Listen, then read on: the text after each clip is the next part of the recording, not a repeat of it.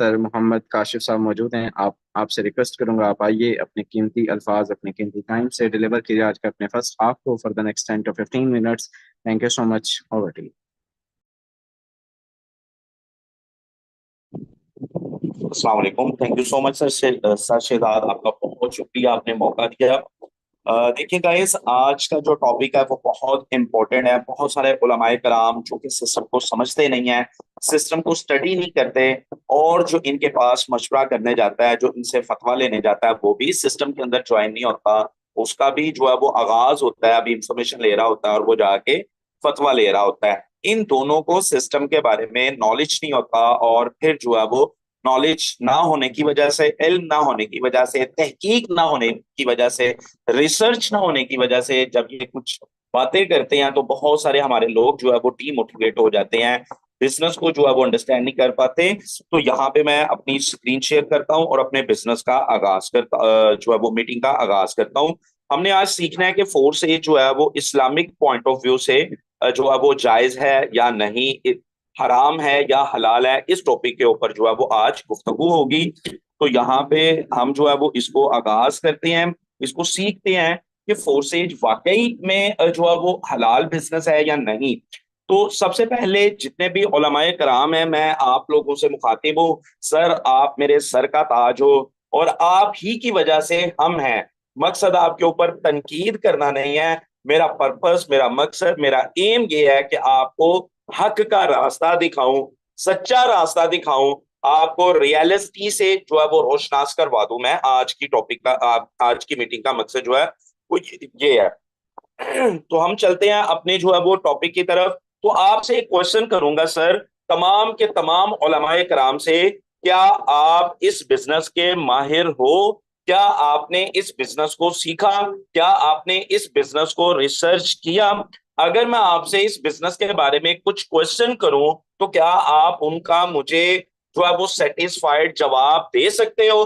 क्या आपको पता है फोर्सेज के अंदर, हर लेवल के अंदर, किसी भी लेवल की बात की जाए, X3 की बात की जाए, उसमें जितने भी लेवल हैं, या X4 की बात की जाए, जितने भी लेवल हैं, या फोर्सेज के अंदर कितनी तरह के अकाउंट्स जो है वो मौजूद हैं? मेरे मुताबिक तो 6 टाइप्स के हैं। आपके मुताबिक कितनी किस्म के हैं? या आपको पता है हर लेवल के अंदर जो है वो रीपरचेज लेवल होता है? क्या आपको इस बात का नॉलेज है? डेफिनेटली नहीं। सर, आपको बहुत सारी चीजों का नहीं पता, तो इसका मतलब है आप बिजनेस को जानते ही नहीं है। तो फिर आप इस बिजनेस के बारे में बात करने का हक कैसे रखते हैं? सर देखें, जब तहकीक की जाती है ना, जब रिसर्च की जाती है, जब किसी मसले के ऊपर बैठ के बात की जाती है, तो एक्सपर्ट का होना बड़ा जरूरी है। तो जब आप बिजनेस के एक्सपर्ट नहीं हैं तो सॉरी सर, पहले जाके मेरे बिजनेस को सीख के आए, फिर आके मुझसे बात करें, फिर आके मुझसे सीखे, मुझे जो है वो बताएं कि फोर्सेज जायज है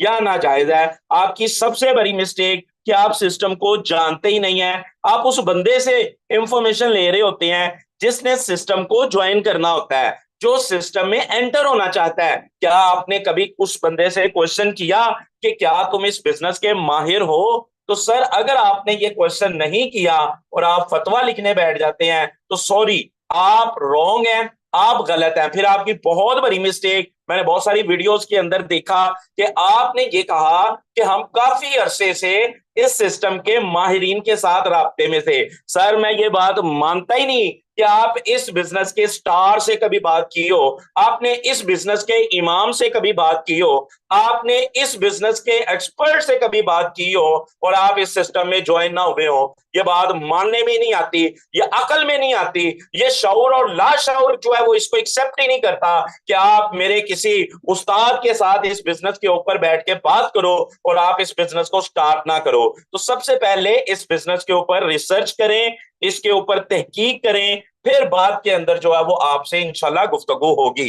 तो आपका एक बड़ा इतराज ये होता है, फोर्सेज एक कंपनी है, जितने भी लोग हैं मैंने उनके इंटरव्यू सुने, मैंने उनकी जो है वो वीडियोस देखी, तमाम के तमाम उलमाए किराम ये कहते हैं फोर्सेज एक कंपनी है। सर यहाँ पे आप गलत हो। आप बिजनेस पॉइंट ऑफ व्यू से, अल्हम्दुलिल्लाह मैंने बिजनेस को भी पढ़ा है, मैं बिजनेस का भी स्टूडेंट हूँ, मैं हाफिज़े कुरान भी हूँ, मैं कारिए कुरान भी हूँ। सर आपका सबसे बेहतरीन जो मदरसा है लाहौर के अंदर, जामिया निजामिया रिजविया, मैं वहां पे पढ़ चुका हूँ, वहां से तालीम हासिल की है, उसके साथ साथ दुनियावी इल्म भी हासिल किया। फिर बुखारी शरीफ को भी 3 मरतबा तमाम की तमाम जिल्दों को पढ़ चुका हूं। तो सर मेरी रिसर्च के मुताबिक जो है ना, बिजनेस के अंदर जब बिजनेस की बात की जाए और जब बात कंपनी की आती है, दुनिया की कोई भी बुक उठा के देख ले, वाज़ेह तौर पे लिखा होता है कंपनी का कोई ना कोई ऑनर होता है, कंपनी का कोई ना कोई मालिक होता है। वाहिद मलकियती कारोबार के बारे में बात की जाए तो सर उसका एक मालिक होगा। शराकतदारी की बात की जाए तो सर 2 या 7 तक मालिक हो सकते हैं। सर अगर कंपनी की बात की जाए तो इसमें 2 टाइप्स आती हैं कंपनी की, एक पब्लिक लिमिटेड कंपनी, एक private limited company. Sir private limited company के 50 के करीब शेयर होल्डर होते हैं और पब्लिक लिमिटेड कंपनी में अनलिमिटेड शेयर होल्डर होते हैं, सर अनलिमिटेड मालिक होते हैं। तो जब आप ये वर्ड यूज करते हो फतवा देते हुए या बहस करते हुए कि फोर्सेज एक कंपनी है, यहां पे सर आप गलत हो जाते हो।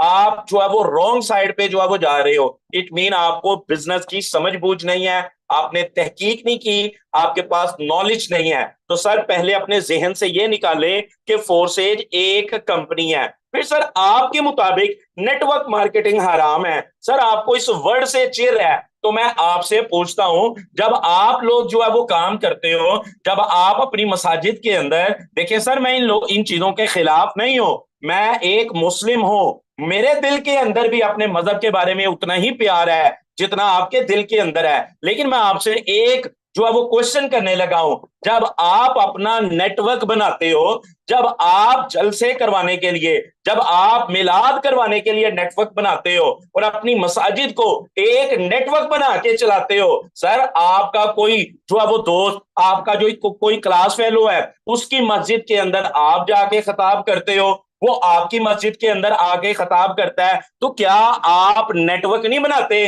सर थोड़ा सा इस्लाम के ऊपर अगर कोई बात आ जाए तो आप लोग जो है वो जुलूस निकालते हो, हड़तालें करते हो, और उस मीटिंग के अंदर कोई बंदा ये कह रहा होता है स्पीकर का इंतजाम मैं करूंगा, फंड का इंतजाम, बैटरियों का इंतजाम, गाड़ी का इंतजाम मैं कर लूंगा, मैं 200 बंदा ले आऊंगा। सर कोई वहां पे जो है वो कोई बात करता है तो क्या आप तंजीम साजी नहीं करते?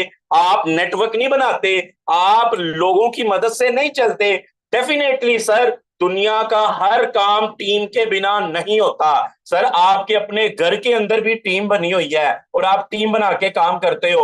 मेरा अल्लाह भी इसी सुन्नत के ऊपर अमल पैरा है। सर मेरा अल्लाह, ये मेरे अल्लाह की सुन्नत है। मेरा अल्लाह जो है उसने भी फरिश्तों को पैदा किया डिफरेंट काम सर अंजाम देने के लिए। सर मेरे अल्लाह ने नेटवर्क बनाया हुआ है, तो मैं फख्र के साथ कहता हूं मैं अपने अल्लाह की सुन्नत को पूरा कर रहा हूं। मेरे नबी ने भी नेटवर्क बनाया था, डिफरेंट जो है वो माइंड के लोग मेरे नबी के साथ आके मिल गए, और मेरे नबी ने आपको भी कहा कि नेटवर्क बनाओ। क्या आपको आखिरी खुतबा हज्जतुल विदा याद नहीं है? 1,24,000 इसाबा वहां पे मौजूद थे और मेरे नबी ने आपको कहा जो लोग मौजूद है मेरी बात को सुन लें और जो मौजूद नहीं है उन तक पहुंचा दो।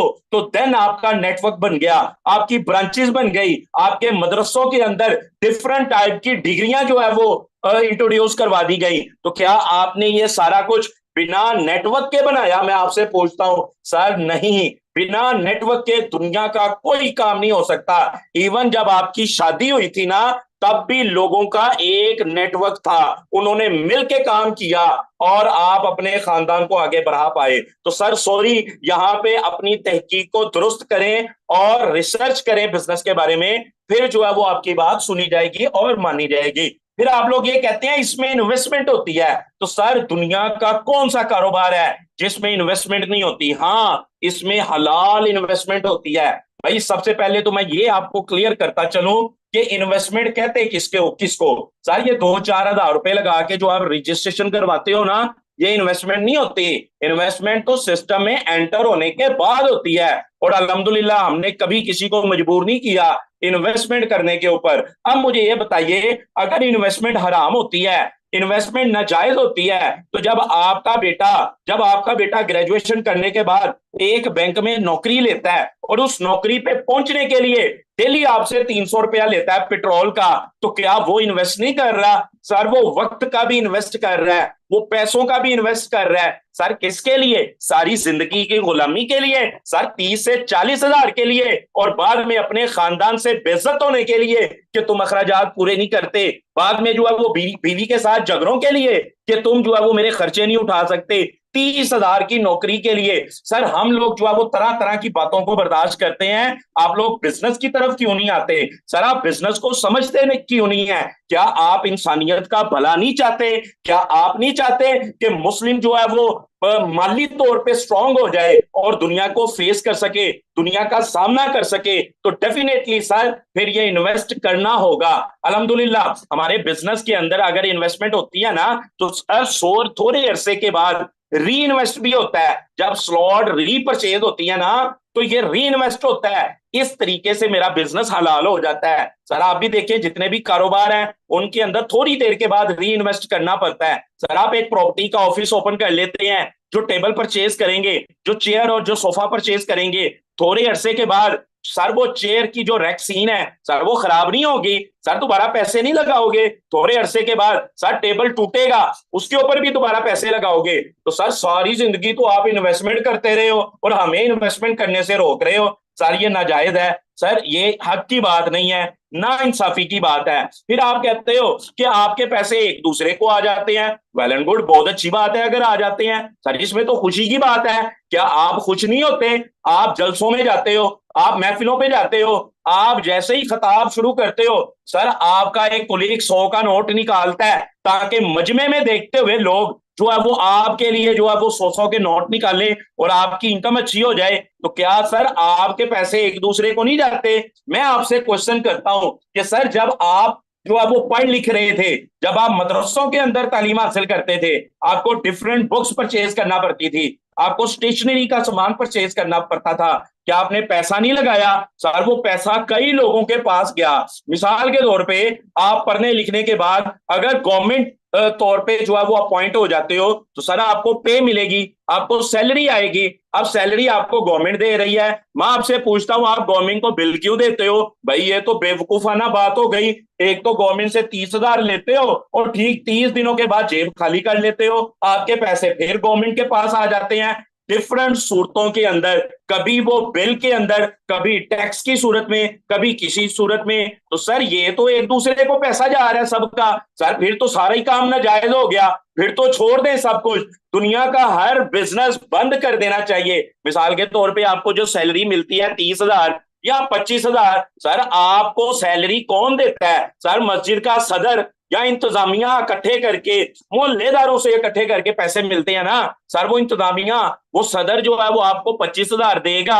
हो सकता है उस 25 हजार में 2 हजार सदर ने भी डाला हो। तो सर आप सुबह सवेरे उठेंगे, उस सदर का अगर जनरल स्टोर है और आप उधर जाके बोतल पियेंगे तो फिर आपने तो सर वो पैसे सदर से लिए और सदर को ही लुटा दिए। तो ये तो एक दूसरे को पैसे देते जा रहे हो, मेरी समझ से बाहर है सर। ये क्वेश्चन आपका वैलिड नहीं है। आपको डाउनलाइन से इनकम आती है जबकि आप मेहनत नहीं करते, तो इनकम किस बात की? सर आपने रिसर्च नहीं की, काइंडली आप रिसर्च पूरी करें। मैंने आपको पहले भी कहा अगर ये मेहनत नहीं तो मुझे बताओ फिर ये क्या है। जब डाउनलाइन के अंदर मेरे पास कोई आता है ना सर, फोर्सेज की बेसिक इंफॉर्मेशन देता हूं सर, फोर्सेज स्कूल के बारे में गाइड करता हूं सर, उसमें बेसिक 5 मिस्टेक बताई गई हैं सर, मैं उसे नॉलेज देता हूं, मैं अपना टाइम उस बंदे के ऊपर खर्च करता हूं sir. Suggestion with fair people के लोग आने के बाद, आपसे मशवरा करने के बाद सुजेशन लेते हैं नाकाम लोगों के पास जाने के जो जाके, तो सर ऐसे लोगों से गुफ्तगू कैसे करनी है सर, मैं सारा कुछ सिखाता हूं।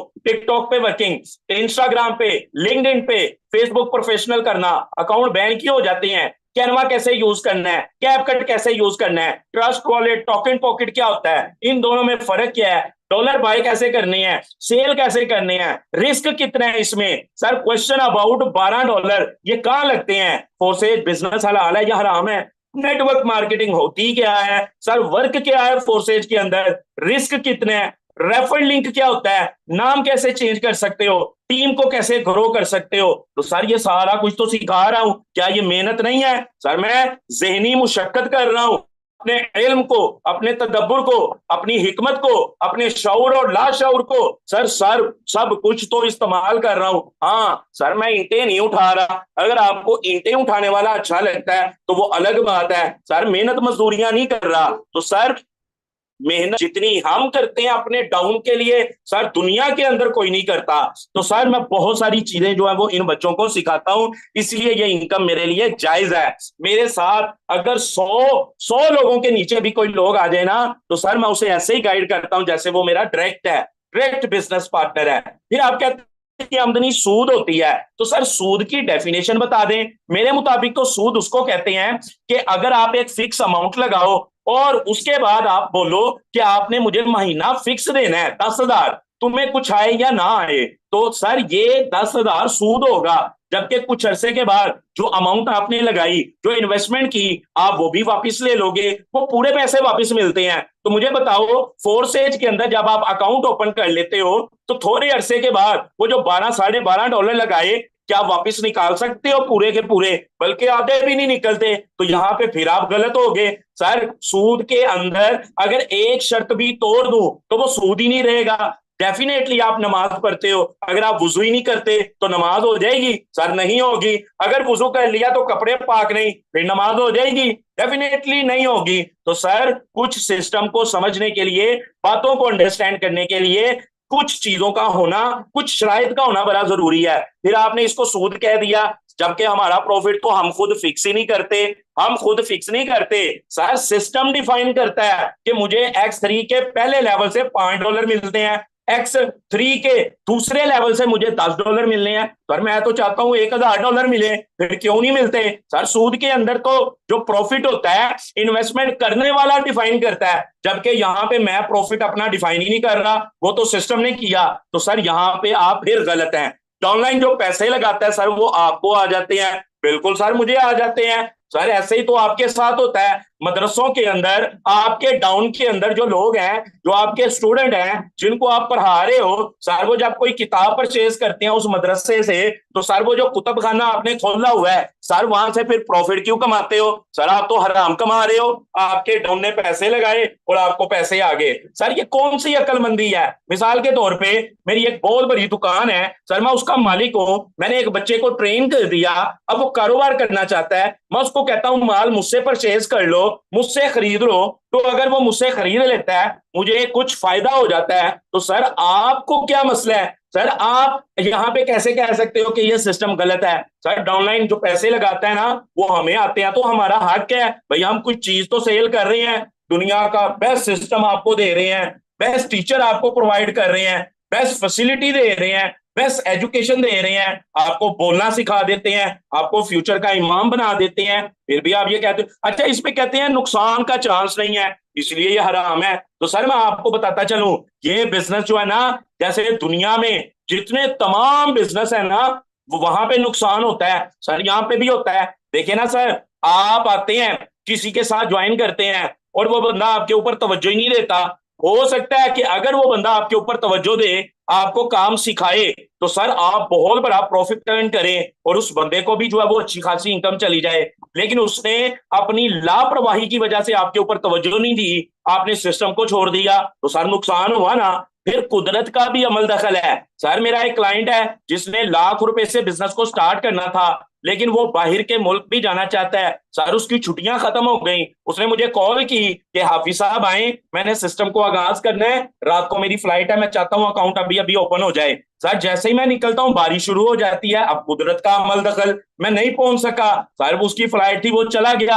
आज के दिन मुझे इनकम तो ना आई, सर नुकसान हो गया। तो फिर कैसे आप हराम कह सकते हो? जहां पे कुदरत का भी अमल दखल है, हमारी अपनी कुताहियों की वजह से भी नुकसान हो सकता है। मिसाल के तौर पे सर मेरा एक बिजनेस पार्टनर है, बहुत अच्छी टीम है, सर खुद ब खुद चल रहा है, लेकिन उसकी डेथ हो जाती है, अल्लाह ना करे सर उसकी डेथ हो जाती है, तो क्या कुदरत की वजह से नुकसान नहीं हुआ? सर जो है वो अल्लाह की तरफ से जो है वो हुक्म आ गया ना, अब मैं क्या कर सकता हूं? तो सर यहाँ पे आप फिर गलत हैं। आप एक ऐसी करेंसी में काम करते हो जिसकी फिजिकल कोई शेप नहीं है, शक्ल नहीं है, इसलिए हराम है। तो वेल एंड गुड सर, बहुत अच्छा पॉइंट है। तो सर मैं आपको बताता हूं, जब एक डॉक्टर एक मरीज का इलाज करता है तो सर वो कहता है मेरे सर में दर्द है, मुझे मेडिसिन दो। मैं कहता हूं दर्द को मैंने छूना है, मैं छूना चाहता हूं दर्द को। तो सर मैं क्या छू सकता हूं? मैं अपनी आंखों से देख सकता हूं उस दर्द को? सर नहीं देख सकता। तो इसका मतलब है डॉक्टर जो है हराम चीज का इलाज कर रहा है, क्योंकि दर्द का फिजिकल वजूद ही नहीं है। जरा मिम्बरे रसूल पे बैठ के कहते हो मस्जिद के लिए चंदा दो, तुम्हें सवाब होगा। काइंडली, मेरा ईमान तो है, वाकई होगा, लेकिन मैं आपसे सवाल करता हूं, सवाब की फिजिकल शेप कौन सी है? सर उसकी शक्ल जो है वो गोल है, सर वो चकोर में है, सर वो कैसा है मुझे बता सकते हो? सर नहीं बता सकते। तो गोया सर हर वो चीज जिसकी कोई फिजिकल शेप नहीं सर वो हराम नहीं होती। सर इसी तरह आप भी तो उस्ताद हैं, मदरसों में पढ़ाते हैं। अब जो आप वर्ड बोलते हो जब आप पढ़ा रहे हो सर, इसके एवज आपको सैलरी मिलती है। इन वर्डों को छू के दिखा दें सर, इनका कोई फिजिकल वजूद मुझे दिखा दें। सर वकील अदालत में मुकदमा लड़ता है सर, वो जो मेहनत करता है, जो वो वर्ड बोलता है, उनका फिजिकल वजूद है? सर नहीं। तो वकील जो पैसे लेता है वो हराम है? सर काइंडली रिसर्च करके आइएगा नेक्स्ट टाइम। कंपनी की प्रोडक्ट की वो कीमत नहीं होती जितने आप पैसे लेते हो। सर आप सही कहते हो, कंपनी में जरूर ऐसा हो सकता है, लेकिन फोर्सेज में ऐसा नहीं होता। काइंडली फोर्सेज एक कंपनी नहीं है। दूसरा, इसकी जो प्रोडक्ट है ना सर, इसकी प्रोडक्ट के ऊपर इसकी कीमत लिखी होती है। अगर आप अकाउंट ओपन करते हो तो X3 का $5 वाला लेवल एक्टिवेट हो जाता है, इसी तरह X4 का $5 वाला लेवल एक्टिवेट हो जाता है। सर जो इसकी प्राइस है, जब आप इसको सेल करोगे वही प्राइस आपको भी मिलेगी। सर 5 में से आधा डॉलर भी नहीं कटेगा, $4.5 का प्रॉफिट नहीं आएगा, ये मेरी गारंटी है। 5 के 5 आएंगे। तो सर यहाँ पे आप फिर गलत हो। तो सर कुछ लोग, आखिरी पॉइंट में डिफाइन करता चलूं, फिर मैं जो है वो मीटिंग हैंड ओवर करता हूं। सर कुछ लोग ये कहते हैं कि ये जुआ है। तो सर यहाँ पे मैं आपको क्लियर करता चलूं कि जुआ क्या होता है। सर दो बच्चे क्रिकेट मैच खेलते हैं और वो कहते हैं अगर जिसने ज्यादा स्कोर किया उसको $100 मिलेगा। तो सर ये जुआ है, इसको हम जुआ कहते हैं। सर फर्ज करें कि एक मैच में हार जाता हूं और उसके बाद मैं कहता हूं नहीं नहीं, अब दूसरा मैच लगाते हैं, अब $100 नहीं, जीतने वाले को 200 मिलेंगे। सर मेरे जेहन में है मैं सारे पैसे वसूल कर लूंगा और कुछ कमा भी लूंगा, और अगले बंदे के जेहन में है भाई मैं पहले भी जीता हुआ हूं, चलो 200 की बाजी लगाते हैं, 200 जीतते हैं। तो सर ये जो है जिसके अंदर उसूल आप डिफाइन करो। भाई मेरे सिस्टम के अंदर जो असूल है ना, जो शराइत है, वो सिस्टम डिफाइन कर रहा है, फिर आप इसे जुआ कैसे कह सकते हो? अब जुए की रकम को बढ़ाया और कम किया जा सकता है। मुझे बताएं आप फोर्सेज के अंदर काइंडली सर, जब मैं ज्वाइनिंग करता हूं ना तो मुझे $1000 आने चाहिए $5 वाले लेवल से। आप करके दिखा दें, आप बदल के दिखा दें, नहीं करके दिखा पाएंगे, नहीं बदल के दिखा पाएंगे। इसका मतलब है हमारा प्रॉफिट जो है वो वेल डिफाइन है सर, एक सिस्टमैटिक सिस्टम है, उसने डिफाइन किया है। हमें उसूलों जवाबत के मुताबिक, हमें करिकुलम के मुताबिक, हमें नसाब के मुताबिक चलना पड़ता है, तब जाके जो है वो हमें इनकम आती है, ऐसे ही हमें इनकम नहीं आती। तो सर यहाँ पे ये क्लियर करता चलो कि जब भी बिजनेस के अबाउट बात करें उसके बारे में रिसर्च कर लिया करें। काइंडली जब आप रिसर्च नहीं करते तो बहुत सारे लोगों का नुकसान होता है। अल्हम्दुलिल्लाह हम फख्र कर सकते हैं ऐसे बिजनेस के मालिक हैं जिसके अंदर जो है वो बेनिफिट लामहदूद हैं। और सबसे बड़ी बात, यहाँ पे जो उस्ताद हैं, यहाँ पे जो टीचर हैं सर, वो सब के सब कमाल के हैं। और यहाँ पे मैं आखिरी अल्फाज और मीटिंग हैंड ओवर करने लगा हूं सर शहजाद आपके लिए, और जितने भी बड़े टीचर हैं, सर अख्तर नाज हैं, और इसके अलावा सर जिशान मुगल साहब हैं, डॉक्टर सिदरा मिस सिदरा हैं, इनके लिए जितने भी उस्ताद हैं कि आओ मैं तुम्हें बताता हूं, आओ मेरे दीन के उलमा, मैं आपको बताता हूं कि जैसे तुम अपने जो है वो बच्चों से मोहब्बत करते हो, ये टीचर्स अपने बच्चों के लिए कैसे काम करते हैं। लिखने वाला लिखता है कि चलो अब ऐसा करते हैं, सितारे बांट लेते हैं, जरूरत के मुताबिक हम सहारे बांट लेते हैं। एक उस्ताद अपनी टीम को ऐसे चलाता है, वो आपको सितारे जो है वो ला के देता है, आपके साथ लोगों को ज्वाइन करवाता है और आपका सहारा बनता है। आप कैसे कह सकते हैं आप मेहनत नहीं करते? डाउन के अंदर सर हम करते हैं। फोर्सेज करने वालों की तजारत भी अनोखी है, मुनाफा छोड़ देते हैं, खसारे बांट लेते हैं। सर एक उस्ताद अपनी ज्वाइनिंग को कल पे डाल देगा, अपनी टीम को टाइम देगा, अपनी टीम की डेवलपमेंट के लिए नए नए प्लान, नए नए आइडियाज लेके आएगा, सर वो मुनाफा जोड़ देता है। उसको पता है अगर आज काम नहीं किया, डायरेक्ट को ज्वाइन नहीं कराया, मुझे प्रॉफिट नहीं आएगा, लेकिन फिर भी वो अपनी डाउनलाइन के ऊपर काम कर रहा होता है। सर आप गलत हो। और फोर्सेज वालों, अगर मिलना नहीं मुमकिन तो लहरों पे कदम रख के अभी दरियाए उल्फत के किनारे बांट लेते हैं कि उस्ताद को पता होता है मैंने नहीं मिलना, ये दूसरे शहर से है, किसी और सूबे से है, किसी और कंट्री से है, लेकिन फिर भी उसके दिल के अंदर मोहब्बत होती है, उसके दिल के अंदर अपने स्टूडेंट, अपने डाउनलाइन के लिए अकीदत होती है, और वो बड़े सच्चे दिल से उसके साथ काम करता है। और आखिरी वर्ड, मेरी जोली में वफा के फूल जितने भी हैं उनको इकट्ठे बैठ के सारे के सारे बांट लेते हैं। सर उस्ताद ऐसे चलता है। तो लास्ट में जितने लोग नए हैं उन तमाम लोगों के लिए कुछ लोग तुम्हें समझाएंगे, वो तुमको खौफ दिलाएंगे। जिस लम्हे में तुम जिंदा हो, ये लम्हा तुमसे जिंदा है, ये वक्त फिर नहीं आएगा, जो करना है कर गुजरो, जो होगा देखा जाएगा। Thank you so much sir Shahzad, आपका बहुत शुक्रिया, आपने मौका दिया। Sir over to you. Thank you so much and first of all I appreciate you sir. आपने बड़े ही खूबसूरत, बड़े ही मुनफरिद और अलग अल्फाज जो अंदाज से आपने अपने आज के सेशन को प्रोसीड किया, जो पॉइंट्स